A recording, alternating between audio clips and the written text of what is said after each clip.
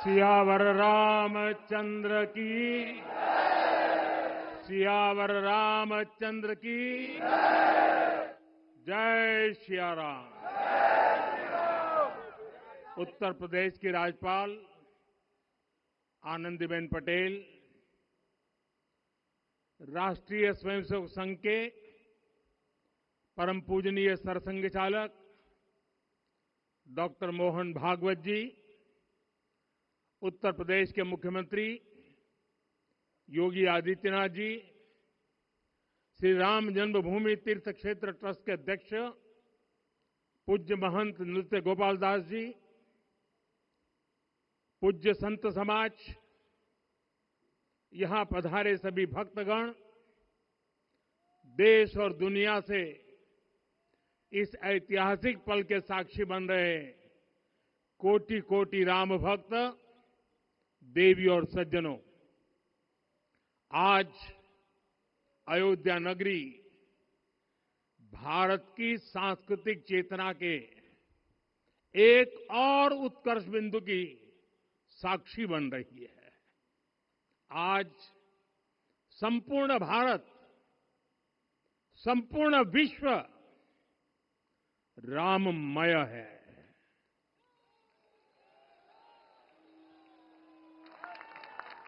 हर राम भक्त के हृदय में अद्वितीय संतोष है, असीम कृतज्ञता है, अपार अलौकिक आनंद है।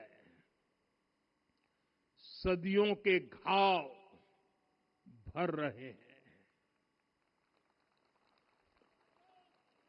सदियों की वेदना आज विराम पा रही है, सदियों का संकल्प आज सिद्धि को प्राप्त हो रहा है।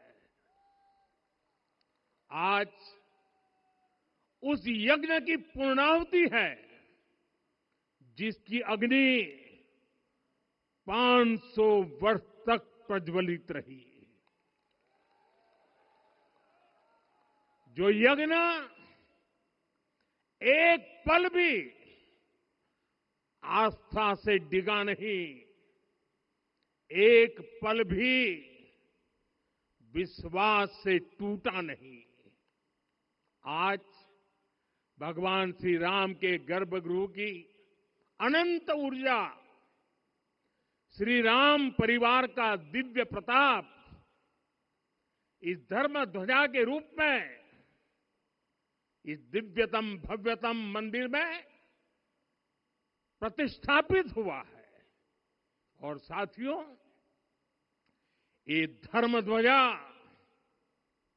केवल एक ध्वजा नहीं, ये भारतीय सभ्यता के पुनर्जागरण का ध्वज है। इसका भगवा रंग, इस पर रचित सूर्य वंश की ख्याति, वर्णित ओम शब्द और अंकित कोविदार वृक्ष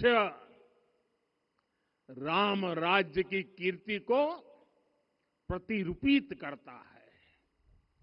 ये ध्वज संकल्प है, ये ध्वज सफलता है, ये ध्वज संघर्ष से सृजन की गाथा है, ये ध्वज सदियों से चले आ रहे स्वप्नों का साकार स्वरूप है। ये ध्वज संतों की साधना और समाज की सहभागिता की सार्थक परिणति है। साथियों, आने वाली सदियों और सहस्त्र शताब्दियों तक ये धर्म ध्वज प्रभु राम के आदर्शों और सिद्धांतों का उद्घोष करेगा। ये धर्म ध्वज आह्वान करेगा, सत्यमेव जयते नानृतम, यानी जीत सत्य की ही होती है, असत्य की नहीं। ये धर्म ध्वज उद्घोष करेगा, सत्यम एक पदम,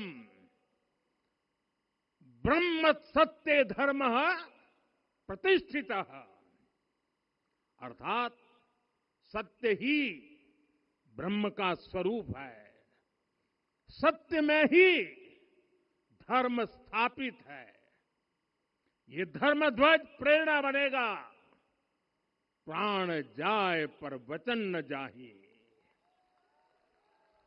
अर्थात जो कहा जाए वही किया जाए।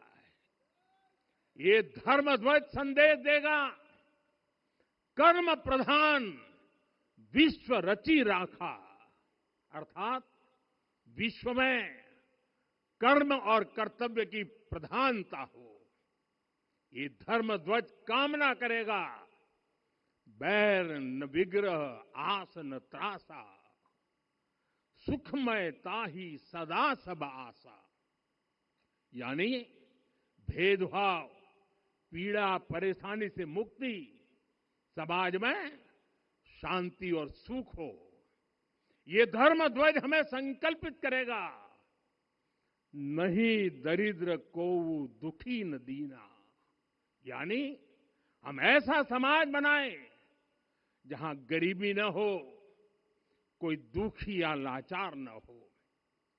साथियों, हमारे ग्रंथों में कहा गया है, आरोपितम ध्वजम दृष्ट्वा ये अभिनंदनित धार्मिका ते अपि सर्वे प्रमुच्यते महापातक कोटि भी, यानी जो लोग किसी कारण मंदिर नहीं आ पाते और दूर से मंदिर के ध्वज को प्रणाम कर लेते हैं, उन्हें भी उतना ही पुण्य मिल जाता है। साथियों, ये धर्म ध्वज भी इस मंदिर के ध्येय का प्रतीक है।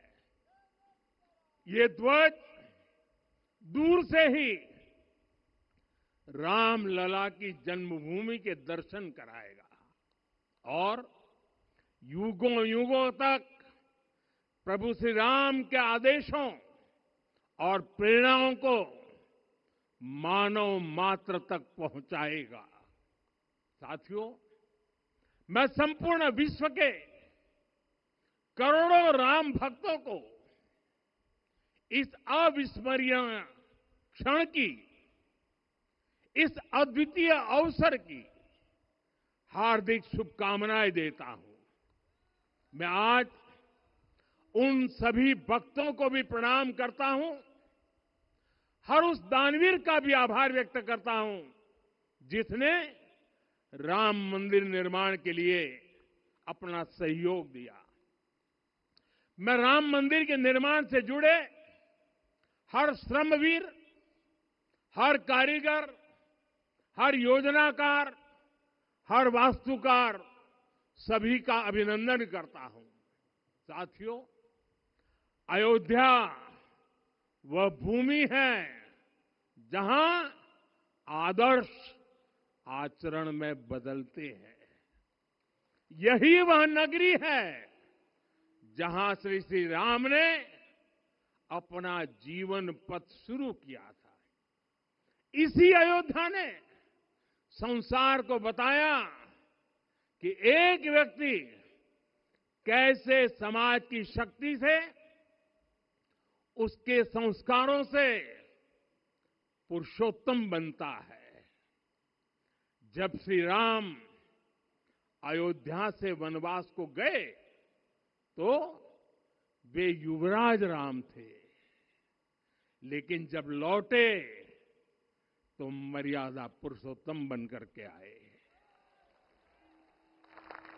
और उनके मर्यादा पुरुषोत्तम बनने में महर्षि वशिष्ठ का ज्ञान, महर्षि विश्वामित्र की दीक्षा, महर्षि अगस्त्य का मार्गदर्शन, निषाद राज की मित्रता, मां शबरी की ममता, भक्त हनुमान का समर्पण, इन सब की अनगिनत ऐसे लोगों की महत्वपूर्ण भूमिका रही है। साथियों, विकसित भारत बनाने के लिए भी समाज की इसी सामूहिक शक्ति की आवश्यकता है। मुझे बहुत खुशी है कि राम मंदिर का दिव्य प्रांगण भारत के सामूहिक सामर्थ्य की भी चेतना स्थली बन रहा है। यहां 7 मंदिर बने हैं। यहां माता शबरी का मंदिर बना है, जो जनजातीय समाज के प्रेम भाव और आतिथ्य परंपरा की प्रतिमूर्ति है। यहां निषादराज का मंदिर बना है। ये उस मित्रता का साक्षी है जो साधन नहीं, साध्य को, उसकी भावना को पूजती है।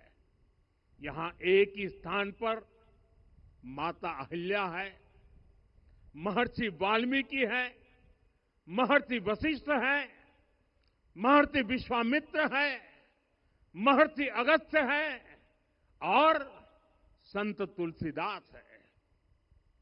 रामलला के साथ साथ इन सभी ऋषियों के दर्शन भी यहीं पर होते हैं। यहां जटायु जी और गिलहरी की मूर्तियां भी है, जो बड़े संकल्पों की सिद्धि के लिए हर छोटे से छोटे प्रयास के महत्व को दिखाती है। मैं आज हर देशवासी से कहूंगा कि वो जब भी राम मंदिर आए तो सप्त मंदिर के दर्शन भी अवश्य करें। ये मंदिर हमारी आस्था के साथ साथ मित्रता, कर्तव्य और सामाजिक सद्भाव के मूल्यों को भी शक्ति देते हैं। साथियों, हम सब जानते हैं हमारे राम भेद से नहीं, भाव से जुड़ते हैं। उनके लिए व्यक्ति का कुल नहीं, उसकी भक्ति महत्वपूर्ण है। उन्हें वंश नहीं, मूल्य प्रिय है। उन्हें शक्ति नहीं, सहयोग महान लगता है। आज हम भी उसी भावना से आगे बढ़ रहे हैं। पिछले 11 वर्षों में महिला, दलित, पिछड़े, अति पिछड़े, आदिवासी, वंचित, किसान, श्रमिक, युवा, हर वर्ग को विकास के केंद्र में रखा गया है। जब देश का हर व्यक्ति, हर वर्ग, हर क्षेत्र सशक्त होगा, तब संकल्प की सिद्धि में सबका प्रयास लगेगा और सबके प्रयास से ही 2047 जब देश आजादी के 100 साल मनाएगा, हमें 2047 तक विकसित भारत का निर्माण करना ही होगा। साथियों, रामलला की प्राण प्रतिष्ठा के ऐतिहासिक अवसर पर मैंने राम से राष्ट्र के संकल्प की चर्चा की थी। मैंने कहा था कि हमें आने वाले 1000 वर्षों के लिए भारत की नींव मजबूत करनी है। हमें याद रखना है, जो सिर्फ वर्तमान का सोचते हैं वो आने वाली पीढ़ियों के साथ अन्याय करते हैं। हमें वर्तमान के साथ साथ भावी पीढ़ियों के बारे में भी सोचना है, क्योंकि हम जब नहीं थे ये देश तब भी था, जब हम नहीं रहेंगे ये देश तब भी रहेगा।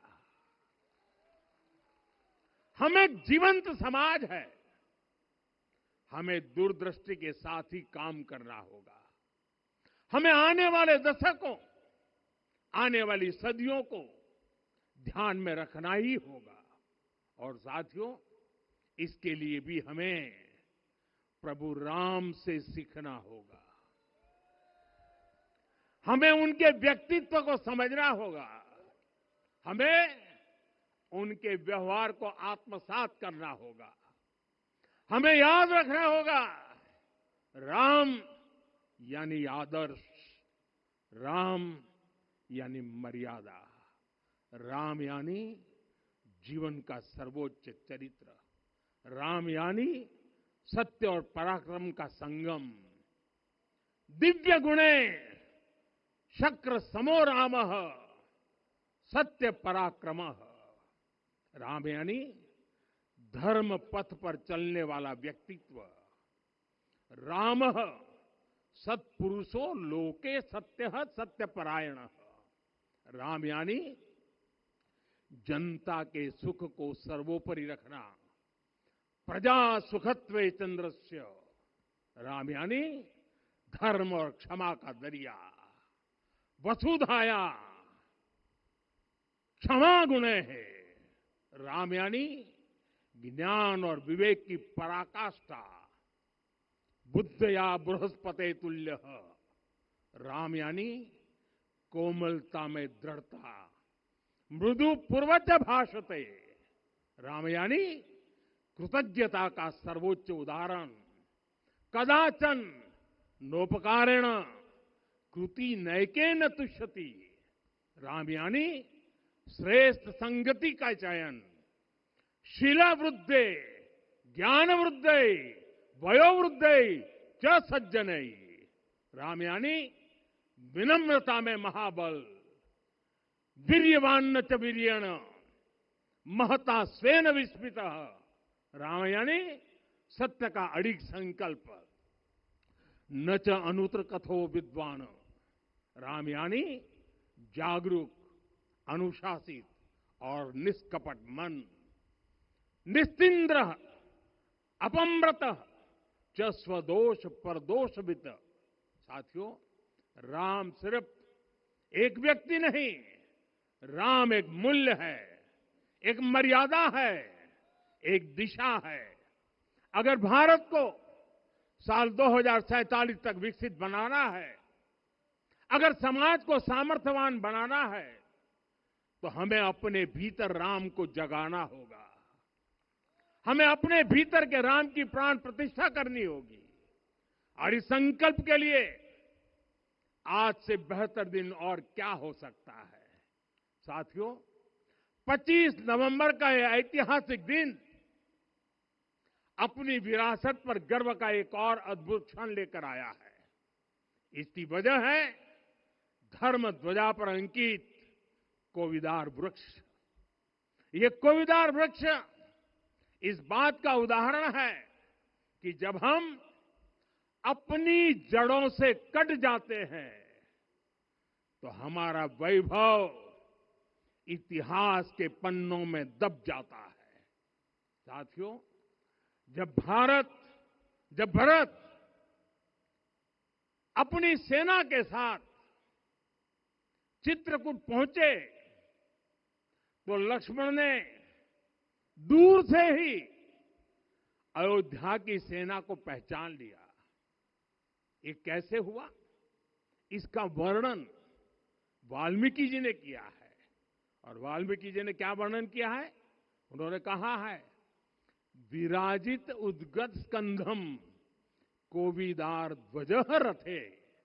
लक्ष्मण कहते हैं, राम, सामने जो तेजस्वी प्रकाश में विशाल वृक्ष जैसा ध्वज दिखाई दे रहा है, वही अयोध्या की सेना का ध्वज है। उस पर कोविदार का शुभ चिन्ह अंकित है।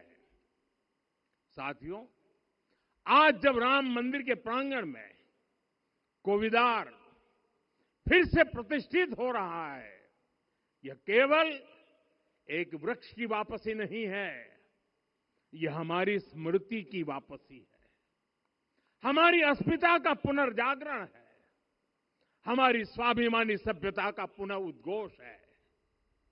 कोविदार वृक्ष हमें याद दिलाता है कि जब हम अपनी पहचान भूलते हैं तो हम स्वयं को खो देते हैं, और जब पहचान लौटती है तो राष्ट्र का आत्मविश्वास भी लौट आता है। और इसलिए मैं कहता हूं, देश को आगे बढ़ना है तो अपनी विरासत पर गर्व करना होगा। साथियों, अपनी विरासत पर गर्व के साथ साथ एक और बात भी महत्वपूर्ण है, और वो है गुलामी की मानसिकता से पूरी तरह मुक्ति। आज से 190 साल पहले 190 साल पहले साल 1835 में 1835 में मैकाले नाम के एक अंग्रेज ने भारत को अपनी जड़ों से उखाड़ने के बीज बोए थे। मैकाले ने भारत में मानसिक गुलामी की नींव रखी थी। 10 साल बाद यानी 2035 में उस अपवित्र घटना को 200 वर्ष पूरे हो रहे हैं।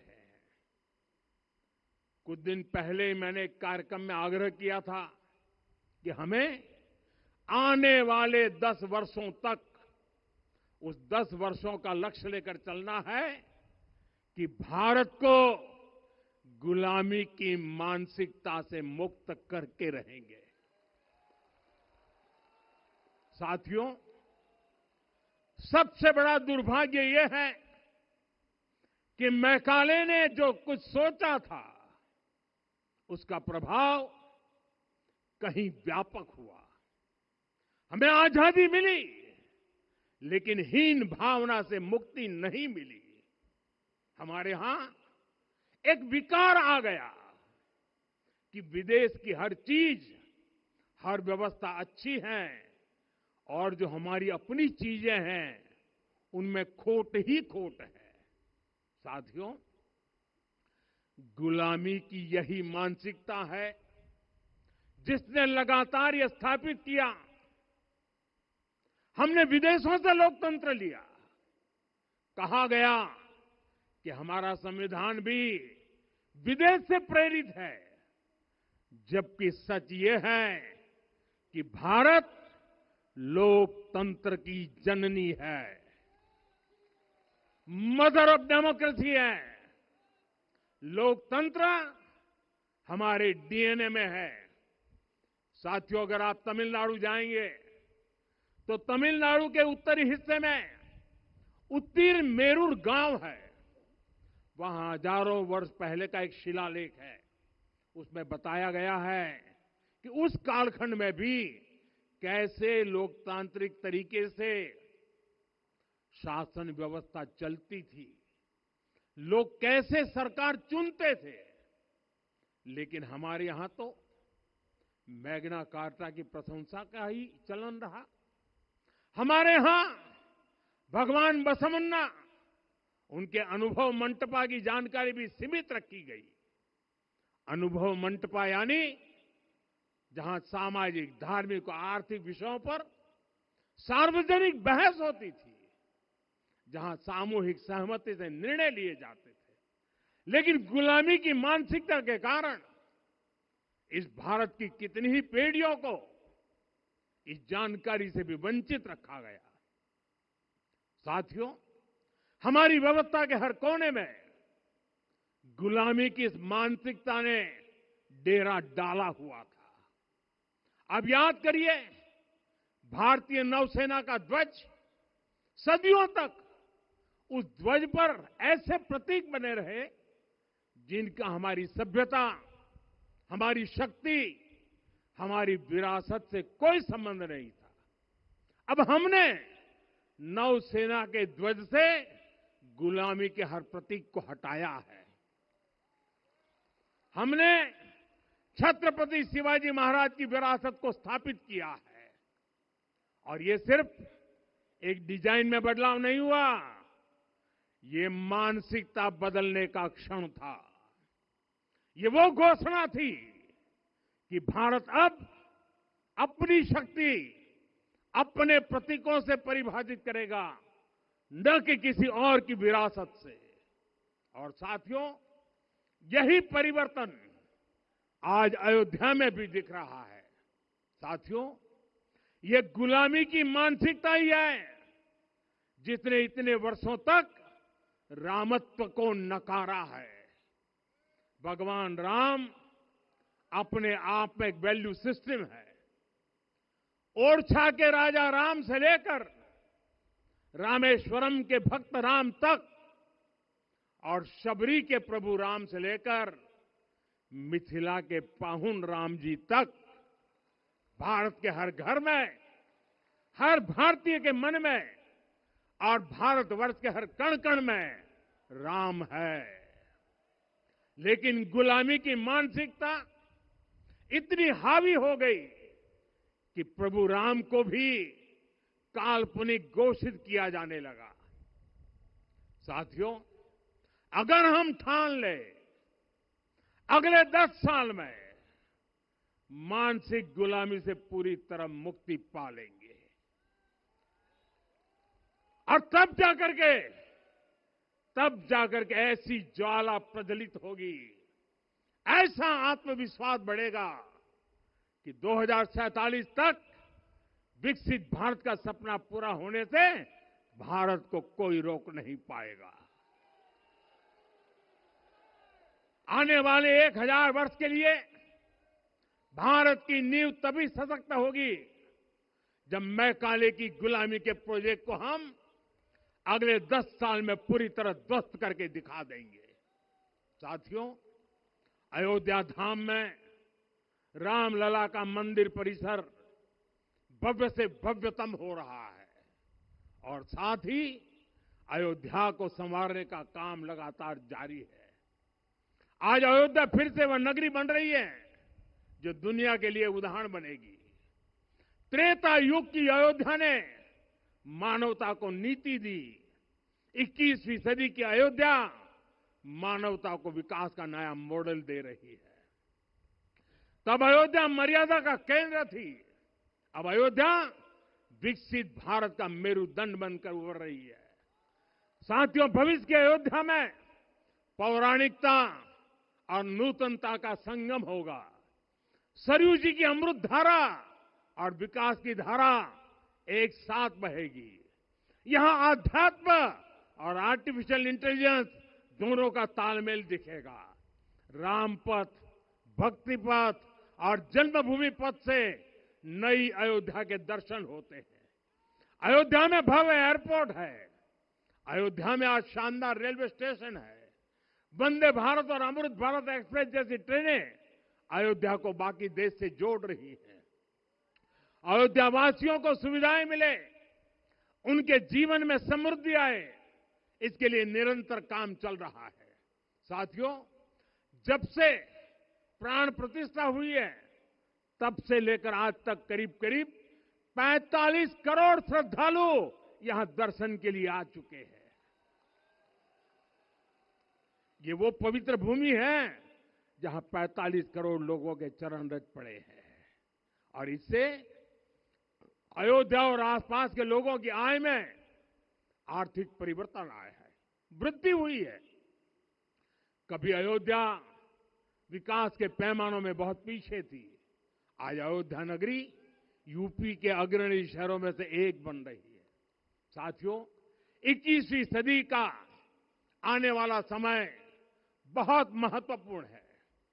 आजादी के बाद के 70 साल में भारत विश्व की 11वीं सबसे बड़ी अर्थव्यवस्था बना। 70 साल में 11वीं। लेकिन पिछले 11 साल में ही भारत विश्व की 5वीं सबसे बड़ी अर्थव्यवस्था बन चुका है। और वो दिन दूर नहीं जब भारत विश्व की 3री सबसे बड़ी अर्थव्यवस्था भी बन जाएगा।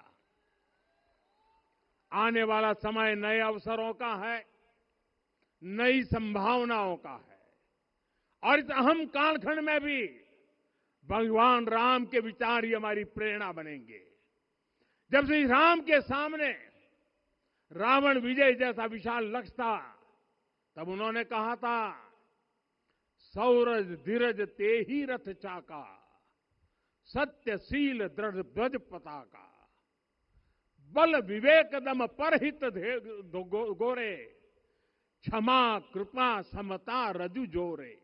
यानी रावण पर विजय पाने के लिए जो रथ चाहिए, शौर्य और धैर्य उसके पहिए हैं, उसकी ध्वजा सत्य और अच्छे आचरण की है, बल विवेक संयम और परोपकार इस रथ के घोड़े हैं। लगाम के रूप में क्षमा दया और समता है जो रथ को सही दिशा में रखते हैं। साथियों, विकसित भारत की यात्रा को गति देने के लिए ऐसा ही रथ चाहिए, ऐसा रथ जिसके पहिए शौर्य और धैर्य हो, यानी चुनौतियों से टकराने का साहस भी हो और परिणाम आने तक दृढ़ता से डटे रहने का धैर्य भी हो। ऐसा रथ जिसकी ध्वजा सत्य और सर्वोच्च आचरण हो, यानी नीति नियत और नैतिकता से समझौता कभी न हो। ऐसा रथ जिसके घोड़े बल विवेक संयम और परोपकार हो, यानी शक्ति भी हो बुद्धि भी हो अनुशासन भी हो और दूसरों के हित का भाव भी हो। ऐसा रथ जिसकी लगाम क्षमा करुणा और संभाव हो, यानी जहां सफलता का अहंकार नहीं और असफलता में भी दूसरों के प्रति सम्मान बना रहे। और इसलिए मैं आदरपूर्वक कहता हूं, ये पल कंधे से कंधा मिलाने का है, ये पल गति बढ़ाने का है। हमें वो भारत बनाना है जो राम राज्य से प्रेरित हो, और ये तभी संभव है जब स्वयं हित से पहले देश हित होगा, जब राष्ट्रहित सर्वोपरि रहेगा। एक बार फिर आप सभी को बहुत बहुत शुभकामनाएं देता हूं। जय सिया राम, जय सिया राम, जय सिया राम।